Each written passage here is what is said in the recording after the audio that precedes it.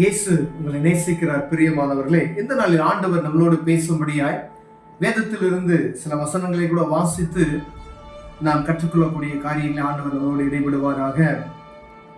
அது லூக்காவின் புஸ்தகம் 19வது அதிகாரம் 1 சில வசனங்கள். அவர் எரிகோவில் பிரவேசித்து அதன் வழியாக நடந்து போகையில் ஆயக்காரனுக்கு தலைவனும் ஐஸ்வர்யவானுமாய் இருந்த சகையு எனப்பட்ட ஒரு மனுஷன், ஆயக்காரர்களின் தலைவனும் ஐஸ்வர்யவான், அது ஒரு பெரிய செல்வந்தன் அப்படின்னு சொல்லி வேதம் சொல்லுகிறது, எனப்பட்ட சகையு எனும் மனுஷன் இயேசு எப்படிப்பட்டவரோ என்று அவரை பார்க்க வகை தேடினான். அவன் குள்ளனானபடியால் ஜனக்கூட்டத்திலே அவரை காணக்கூடாமல் அவர் போகும் வழியிலே முன்னதாக ஓடி அவரை பார்க்கும்படி ஒரு காட்டத்தி மரத்தின் மேல் ஏறினான். பிரியமானவர்களே, ஆண்டவராகிய இயேசு கிறிஸ்து ஒரு கிராமத்துக்கு கடந்து செல்கிறார். அந்த ஒரு கிராமத்துக்கு அப்ப ஜனக்கூட்டம் அந்த இடத்துல அதிகமாய் ஏற்படுகிறதை வேதம் சொல்லுகிறது. பாருங்க, ஒரு ஐஸ்வர்யவான், நல்ல ஒரு பெரிய செல்வந்தன் ஆயக்காரர்களின் தலைவனுமாய் இருக்கிறான் என்று ஒரு குறிப்பிட்ட ஒரு மனிதனை சொல்லப்பட்டிருக்கிறது. பெரிய ஒரு டாக்ஸ் கலெக்டர் அப்படிதான் வேதம் சொல்லுகிறது. அவன் பெரிய செல்வந்தன் என்று சொல்லப்படுகிறது. அவன் இயேசுவை பார்க்கும்படியே அவன் இருதயத்தில் ஒரு எண்ணம் உண்டாகிறதை நாம் பார்க்க முடிகிறது. அவன் பெரிய பணக்காரன் தான். பாருங்க, ஜனக்கூட்டம் மிகுதியா இருக்கிறது. அந்த ஜனக்கூட்டத்துக்குள்ள இயேசு எப்படிப்பட்டவரோ என்று பார்க்கும்படியாய் அவன் இருதயத்தில் ஒரு சின்ன ஆசை வந்தது. பிரியமானவர்களே, அது வந்ததுமே பாருங்க, அவனுடைய அந்தஸ்து, அவனுடைய சூழ்நிலைகள் எல்லாம் மறந்துடுறான். அங்க இருக்கக்கூடிய ஆட்கள் எல்லாம் மறந்துடுறான். இயேசு வருவதற்கு முன்பதாய் ஒரு குறிப்பிட்ட தூரத்துக்கு முன்னாலாக ஓடுகிறான். அதாவது இயேசு பின்னாடி வந்துகிட்டு இருக்கார், பெரிய கூட்டம், அவன் குள்ளனாய் இருக்கிறான் அப்படின்னு சொல்லி வேதம் சொல்லுகிறது. அவன் தவி பார்த்திருப்பான், அவரை பார்க்க முடியும், எப்படியாவது அவரை பார்க்கணும்னு சொல்லுகிற ஒரு ஆவல், இயேசு எப்படிப்பட்டவரோ என்று பார்க்க முடியும், அவனுக்குள்ள இருதயத்தில் ஒரு ஆவல் உண்டாகிறது. அதனால என்ன செய்யறான் பாருங்க, அந்த கூட்டத்தில் அவனால பார்க்க முடியாதபடிக்கு முன்னதாக ஓடுறான். வேகமா ஓடி ஒரு காட்டு அத்தி மரத்தின் மேல ஏறி பாருங்க, அந்த குட்டையா இருக்கிறான், அது ஒரு பெரிய செல்வந்தன், அவன் ஒரு டாக்ஸ் கலெக்டர் அப்படின்னு சொல்றான். அப்படிப்பட்ட மனிதன் பாருங்க, ஒரு அத்தி மரத்தின் மேல ஏறிக்கிட்டு இருக்கான். கூட்டம் ஜாஸ்தியா இருக்கு அந்த இடத்துல. அவனுடைய நோக்கம் இயேசுவை எப்படியாவது நான் பார்க்க வேண்டும் என்கிறதாய் இருந்தது. பிரியமானவர்களே, அவன் இயேசுவை பார்க்கும்படியாய் அவன் எல்லா சூழ்நிலையும் மறந்து அவன் முன்னதாக ஓடி அந்த காட்டத்தின் மரத்தில் ஏறி அந்த மரத்துல உட்கார்ந்து பார்த்துக்கிட்டு இருக்கான். இயேசு அதன் வழியாய் கடந்து வருகிறார். அவனுடைய இருதயத்தை அறிந்த ஆண்டவர் அந்த இடத்துல வந்து நின்று அண்ணாந்து பார்த்து வேதம் சொல்லுகிறது, சகியுவே, நீ கீழே இறங்கி வா அப்படின்னு சொல்லுகிறார்.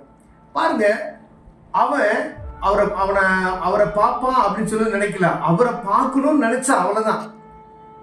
உடனே ஆண்டவர் என்ன செய்யறாரு பாருங்களேன், சகி இருக்கிற இடத்துக்கிட்ட வந்து அவனை பார்த்து, வா, நான் இன்னைக்கு உன் வீட்டுல நான் தங்க போறேன் அப்படின்னு சொல்றாரு. பிரியமானவர்களே, ஒருவேளை இந்த இயேசுவை நீங்க பார்க்கணும்னு சொல்லி உங்க இருதயத்துல அவர் யார் என்று நீங்க ஆராய்ந்து பார்க்கும்படியாய் இந்த வேதத்துல ஒருவேளை எங்கேயாவது இயேசு கிறிஸ்து என்ன சொல்லிட்டே இருக்காங்களே, அங்க வராங்க, இங்க இயேசு கிறிஸ்துவ இங்க ஒரு கூட்டமா இருக்கு, கூட்டம் நடக்குது அப்படின்றாங்க, வேதக்காரங்க இருக்கிறாங்க, அவங்க கூட்டமா நடக்குது, என்ன இயேசுவை பத்தி சொல்றாங்க. இதுதான் உங்க இந்த எப்படி இந்த காரியங்களை நீங்க பார்க்கும்போது இயேசு எப்படிப்பட்டவரோ என்று ஒரு பார்க்கணும் நீங்க நினைச்சீங்கன்னு வச்சுக்கோங்களேன், ஆண்டவர்களோடு இடைபடுவார். பிரியமானவர்களே, பாருங்க, இந்த இயேசு கிறிஸ்து சகை வீட்டுல நான் தங்க போறேன், நீ இறங்கி வான்னு சொன்னதுமே அவனுக்கு என்ன செய்யறதுன்னு தெரியல. அவன் சீக்கிரமா இறங்கி சந்தோஷத்தோட அவர் அழைத்து கொண்டு போனான். 6வது வசனம் சொல்லுது பாருங்க, அதை கண்ட யாவரும் இவர் பாவியான மனுஷரிடத்தில் தங்குபடி போனார் என்று முறுமுறுக்கிறாங்க. உள்ள ஜனக்கூட்டத்துக்குள்ள எல்லாம் பாக்குறாங்க. ஏன்னா ஜனக்கூட்டத்துக்குள்ள தெரியும், இவன் பாவியான மனுஷன் இல்ல, இவன் எல்லாத்தையும் அநியாயமா சம்பாதிக்கிறவன் அப்படின்னு முறுமுறுக்கிறாங்க. இவர் என்ன போய் பாவியான வீட்டுல போய் தங்க போறாரே அப்படின்னு சொல்லி எல்லாம் பாக்குறாங்க. ஆனா இயேசு கிறிஸ்து அவனை பார்த்ததுமே அவன் இருதயத்துல ஒரு சந்தோஷம், அவன் வாழ்க்கையில இவ்வளவு நாள் ஏற்படாத ஒரு வேகமா இறங்கி வரான். அதை கண்ட யாவரும் அப்படி சொல்றார், சகையை நின்று கர்த்தரை நோக்கி, ஆண்டவரே, என் ஆஸ்திகளின் பாதியை ஏழைக்கு கொடுக்கிறேன். பாருங்க, அவர் ஒண்ணுமே சொல்லல, அவன் வீட்டுல இன்னைக்கு நான் தங்க போறேன், இறங்கி வா அப்படின்னு சொன்னார். அவனுக்குள்ள ஒரு சந்தோஷம் உண்டானது. அந்த சந்தோஷம் உண்டானதுமே பாருங்க, அவன் வாயால் அவன் அறிக்கை எடுக்கிறான். பாருங்களேன், பாதியை ஏழைகளுக்கு கொடுக்கிறேன். நான் ஒருவனிடத்தில் ஏதாவது அநியாயமா வாங்கினது உண்டானால் நாளத்தனையாக அதை திரும்பி செலுத்துகிறேன் என்றார். பாருங்க, யாக்கையா நான் அநியாயமா வாங்கின ஆண்டவரே 4 மடங்கு அவனுக்கு நான் சேர்த்து கொடுத்துடுறேன் அப்படின்னு சொல்றான். இயேசு அவனை நோக்கி, இன்றைக்கு இந்த வீட்டுக்கு ரட்சிப்பு வந்தது, இவனும் ஆபிரகாமின் குமாரனாய் இருக்கிறானே. ஒருவேளை பிரியமானவர்களே, இந்த சகையு யூதர்களோட சேர்ந்தவர் தான். ஆனா இயேசு கிறிஸ்து இந்த வீட்டுக்கு இன்னைக்கு ரட்சிப்பு வந்தது சொல்லுவதற்கு ஒரு காரணம் அவனுக்குள் காணப்பட்டது. பெரியமா, இயேசுவை பார்க்கணும்ன்ற எண்ணம் அவருக்குள்ள முதல்ல வருது. யார் இந்த இயேசு, அவர் எப்படி இருப்பார் அப்படின்னு சொல்லி பார்க்கணும்னு சொல்லி அவனுக்குள்ள ஒரு மனசுக்குள்ள வருது.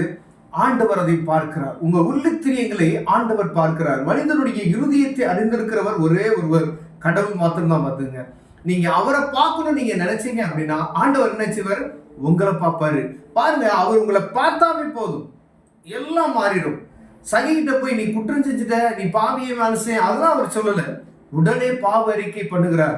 ஆண்டவரே, பாதியை நான் ஏழைகளுக்கு கொடுத்துறேன், ஆஸ்தியை நான் யாராருக்கும் அநியாயமா சம்பாதிச்சு அவங்களுக்குலாம் நாளத்தனியா திருப்பி கொடுத்துட்றேன் அப்படின்னு சொல்றாரு. பாருங்க, அப்ப ஆண்டவர் சொல்றாரு, இந்த வீட்டுக்கு நீங்க என்ன செஞ்சது, ரட்சிப்பு வந்தது அப்படின்னு சொல்லி. பாருங்க, ஆண்டவர் கீழே அந்த வசனம் சொல்றாங்க, இழந்து போனதை தேடும் ரட்சிக்குமே மனுஷகுமாரன் வந்திருக்கிறார் என்றார். அதாவது ஜனத்துல இழந்து போன பாவிகளாய் இருக்கக்கூடிய நம்ம பாவிங்க யாரும் நினைக்கிறோமோ அவங்களெல்லாம் ஆண்டவர் ரட்சிப்புகளை நடத்திடுவார். நம்ம பார்க்க வேண்டியது இயேசு. அவரை நோக்கி நீங்கள் பார்ப்பீர்களானால் அவர் உங்கள் முகத்தை பார்ப்பார். அவர் முகத்தை நீங்க பார்க்கணும். இயேசு அப்ப அவரை நம்ம சர்ச்சில் சொல்றாங்க, சபையில சொல்றாங்க. ஆனா அவங்க பார்க்கறாங்களோ இல்லையோ, வெளியில ரோட்ல போயிட்டு இருக்கும் பொழுது இயேசுவை இந்த மனிதன் பார்க்கணும்னு ஆசை வந்துச்சு. அவன் இருதயத்துக்குள்ள காணப்பட்ட மாற்றங்கள், பல காரியங்கள் உடனேக்கு உடனே இது நடக்கிறது. இந்த வீட்டுக்கு ரட்சிப்பு வந்துச்சுன்னு சொல்லி ஆண்டவர் சொல்லுகிறார். பிரியமானவர்களே, நீங்க இயேசுவை பார்க்கணும்னு சொல்லி உங்க இருதயத்துல ஒரு துளி கண்டுகளவு விசுவாசம் சொல்றாரு பார்த்தீங்களா, அந்த மாதிரி நீங்க ஒரு துளி இடம் கொடுத்தீங்கன்னா அவர் உங்க உள்ளத்தை பார்ப்பாரு. பாருங்க, பேதுரு பாருங்க, அவர் முகத்தை பார்த்ததுமே பேதுரு 3 தடவை மறுதளிக்கிறார். அப்ப பாத்தீங்கன்னா அந்த வருஷத்துல நீங்க லூக்கால படிச்சுட்டு வந்தீங்கன்னா ஆண்டவரும் பார்க்கிறார், அவரும் பார்க்கிறார், பேதுருவும் பார்க்கிறார். 3 தடவை மறுதளிச்சதும் ஆண்டவர் சொன்னது அந்த ஞாபகத்துக்கு வருது. அப்ப திரும்பி பேதுரு என்ன செய்வாரு, இயேசு கிறிஸ்துவை பார்க்கிறார். அப்படியே உள்ளம் அவருக்குள்ள நொறுக்கப்படுகிறது. 2ஆம் தரம் ஒரு நொறுக்கமான ஒரு சூழ்நிலை. ஆண்டவர் பார்த்ததுமே இருதயம் நொடிங்க, ஆண்டவரே நான் வைராக்கியம் இருக்கணும்னு நினைச்சு நானே என்னால் இருக்க முடியலையே அப்படின்னு சொல்லி உள்ளம் உடைந்தவனாய், மனம் கசந்து அழுந்தவனாய் மீண்டும் ஒரு தொடுதல் அவருக்கு தேவைப்பட்டது. பிரியமானவர்களே, ஒரு சில ஆட்களுக்கு பார்த்ததுமே ஆண்டவரை பார்க்கணும்னு சொல்லி என்ன வந்ததுமே ஆண்டவர் அவர்களை பார்க்கிறார். பேதுரு இயேசு கிறிஸ்து கூடயே இருந்தவர், அவருக்கு இன்னொரு பார்வை தேவைப்பட்டுச்சு. பாருங்க, அவரை ஒப்பு கொடுத்ததுக்கு அப்புறம் அவர் பார்க்கிறார், இருதயம் நொறுக்கப்பட்டது. அவர் மேல தான் என்ன ஆலயத்தை கட்டுவேன்னு சொன்னாரு. ஆலயத்தின் அஸ்திபாரம் அவரு தான் அப்படின்னு சொல்றாரு. பாருங்க, பூமியில இருக்க எல்லா சர்ச்லயும் அவரு தான் நீங்க தலைவரானவாய் இருக்கிறார். பிரியமானவர்களே, நீ பேதுருவாய் கேபாய் எனப்படுவாய் அப்படின்னு சொல்லி ஆண்டவர் சொல்லுகிறது நாம் பார்க்கிறோம். ஆனா அவருடைய பார்வை மீண்டுமாய் தேவைப்படும். ஒருவேளை இயேசு கிறிஸ்துவை நம்ம நல்லா ஜெபம் பண்ணலாம், வேதம் வாசிக்கலாம், ஊழியம் செய்து கொண்டே இருக்கலாம். அவரோட கூட நடந்து கொண்டு போன பேதுரு பாருங்க, அவருக்கு இன்னொரு பார்வை தேவைப்பட்டுச்சு. ஏன்னா நான் அவரு கூட தான் இருந்தேன், நான் எப்பயும் பெர்ஃபெக்டா இருக்கேன் அப்படின்லாம் சொல்லிடுறோம்.